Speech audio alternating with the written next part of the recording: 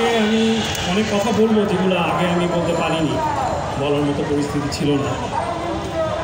আমি মনে করি আমার বাবাকে ষড়যন্ত্রমূলকভাবে বিভিন্ন মামলায় জড়ানো হয়েছিল। বিডিআরকে যেভাবে ধ্বংস করা হয়েছে, বাংলাদেশের গোয়েন্দা সংস্থাকে পঙ্গু করে দেওয়ার জন্য এবং গোয়েন্দা সংস্থায় যারা চাকরি করতো তাদেরকে সবসময় ভয়ভীতির মধ্যে রাখার জন্য তাদেরকে বিভিন্ন রকমের মামলায় জড়ানো হয়।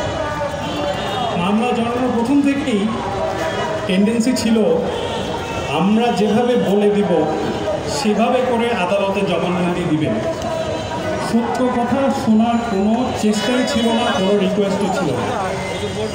সবসময় ছিল আমরা যেভাবে বলে দিব সেভাবে করে আদালতে সাক্ষী দিবেন, এখানে সাইন করবে। আমার আব্বা কখনো আপোষ করেননি এবং ওনাকে প্রথম থেকেই বলে দেওয়া হয়েছিল জীবিত আর জেল থেকে বের হতে পারবেন না। যাই হোক, অনেক কথা, সব কথা তো আর বলা যাবে না আজকে। আমি মনে করি ওনাকে পরিকল্পিতভাবে হাসপাতালে মেরে ফেলা হয়েছিল। তখন করোনা ভাইরাসের তুমুল প্রকোপ চলছিল, আমি ওনার সাথে ছিলাম। হাসপাতালের ডাক্তারদের সহযোগিতায় আমি ওনার সাথে ছিলাম সাহায্য করার জন্য, কারণ তখন ডাক্তার এবং নার্সদের স্বল্পতা ছিল।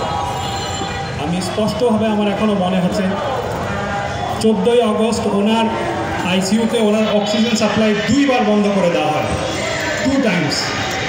তখন হি সাফার্ড স্ট্রোক এবং 15ই আগস্ট সকালবেলায় উনি ইন্তেকাল করেন।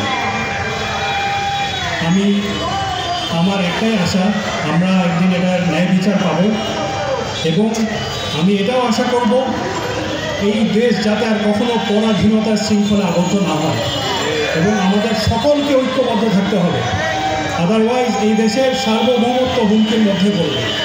এবং আমি আশা রাখবো এখন আমরা সবাই সচেতন, আমরা সবাই বুঝি এবং আমরা সবাই দেখেছি গত বছরের পর বছর কি নির্যাতন এই দেশের মানুষের উপরে হয়েছে। আমি আশা করব আমরা সবাই ঐক্যবদ্ধ থাকব এবং আমরা সবসময় আমাদের দেশের পক্ষে থাকব। আমি আজকে আর বেশি কিছু বলবো না, সবাইকে ধন্যবাদ।